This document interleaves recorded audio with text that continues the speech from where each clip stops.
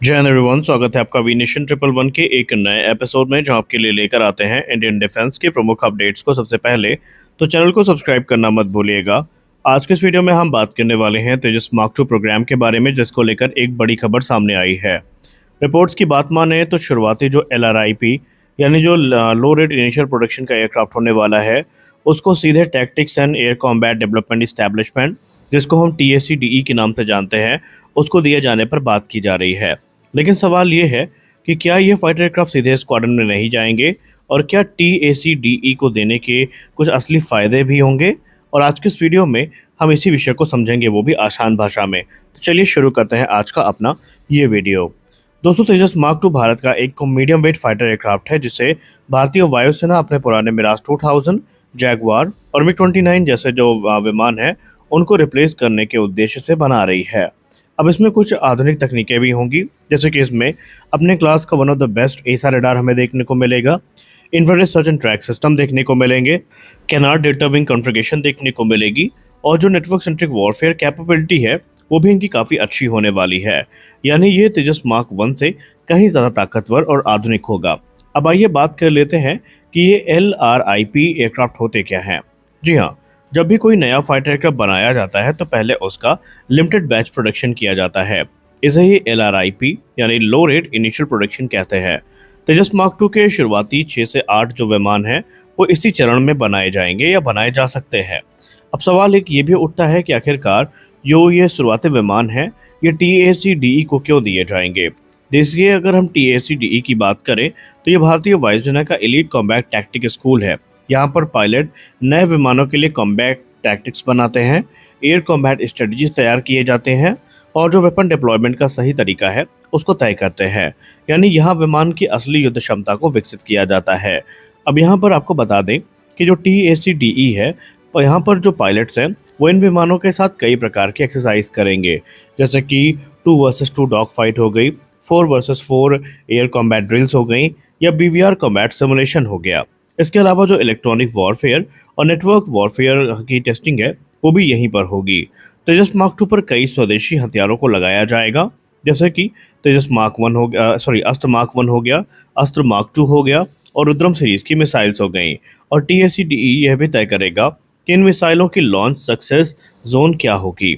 इसके अलावा यहाँ पर यह भी देखा जाएगा कि किस दूरी और किस ऊंचाई से मिसाइल चलाने पर वो सबसे सटीक वार करने में सक्षम है।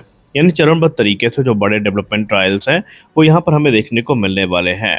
तेजस मार्क 2 को भविष्य के नेटवर्क सेंट्रिक वॉरफेयर के लिए तैयार किया जा रहा है, और यह विमान डेटा लिंक के साथ जो एवैक्स हैं, उनसे जुड़ सकता है, ग्राउंड कंट्रोल से स्टेशन से जुड़ सकता है, और दूसरे फाइटर जेट्स के साथ भी कम्युनिकेट कर सकता है, जैसे कि भारत का DRDO के द्वारा विकसित किया गया नेत्र एवैक हो गया। इससे पूरे युद्ध क्षेत्र की जो जानकारी है, वो पायलट को मिलती रहेगी। अब यहाँ पर सवाल आपके मन में ये आ रहा होगा कि इससे भारत को फ़ायदा क्या है। देखिए, अगर हम TACDE की शुरुआती चरणों में ही शामिल हो जाता है ये एयरक्राफ्ट, यानी कि अगर हम तेजस मार्क 2 को लेकर ये मानते हैं कि ये विमान TACDE की शुरुआती चरणों में ही शामिल हो जाता है, तो फिर जो कॉम्बैट टैक्टिक्स हैं, ये पहले से तैयार हो जाएंगी, पायलट जल्दी ट्रेन हो जाएंगे, और जब 2029 से 30 में इसका जो फुल कह सकते हैं प्रोडक्शन है, वो शुरू होगा, तो फिर इसको हम जल्दी से ऑपरेशनल भी कर पाएंगे। यानी रिपोर्ट्स इंगित करती हैं कि इससे जो नई स्क्वाड्रन है, उसमें जो कॉम्बैट रेडीनेस है, वो 50% तेज़ी से बढ़ सकती है।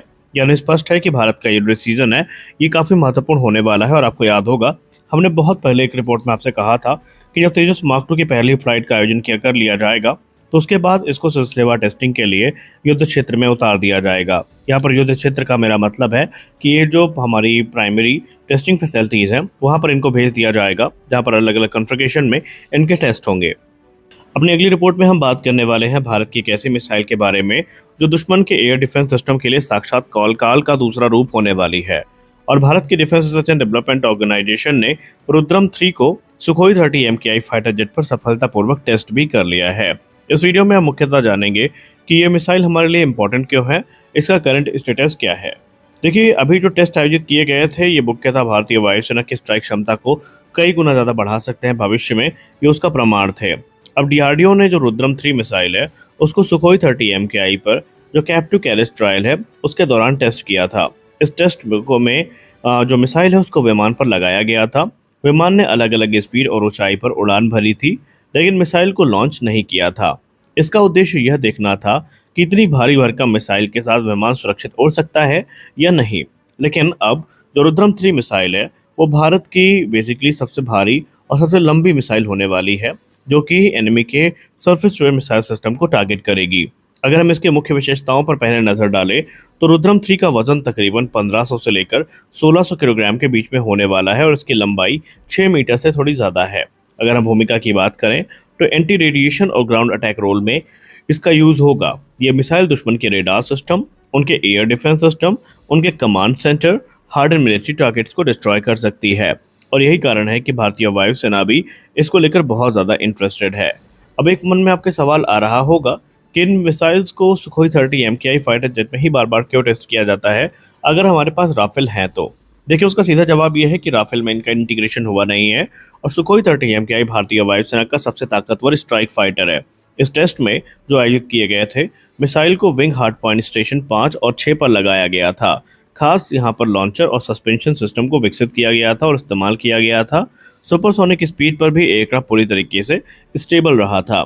यानी अब सुखोई 30 MKI इतनी भारी मिसाइल लेकर के भी सुरक्षित उड़ान भर सकता है, इसमें किसी प्रकार की समस्या वहां पर नहीं होगी। अब यहाँ पर रुद्रम 3 का युद्ध में क्या फायदा होगा, क्योंकि हमारे पास ऑलरेडी जब ब्रह्मोस जैसी मिसाइल है तो हम रुद्रम 3 को विकसित ही क्यों कर रहे थे। देखिए, स्पष्ट है कि ये मिसाइल के आने के बाद भारतीय वायुसेना को बड़ा टैक्टिकल एडवांटेज मिलेगा, जहां पर जो दुश्मन के रेडार हैं उनको हम दूर से ही नष्ट कर पाएंगे, उनके एयर डिफेंस सिस्टम को पहले ही खत्म कर देंगे, उनके फाइटर जेट को दुश्मन के इलाके में ही हम लोग तबाह कर देंगे। और इसके अलावा हमारे जो suppression of enemy air defence mission है उसकी बैकबोन ये मिसाइल मानी जा रही है।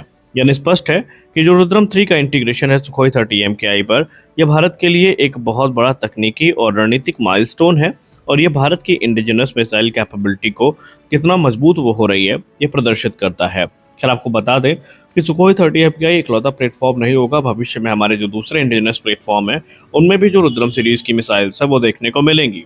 इस सीरीज में क्रमशः हमें 3 मिसाइल फिलहाल देखने को मिल रही हैं। पहली है रुद्रम 1, दूसरी है रुद्रम 2 और तीसरी है रुद्रम 3।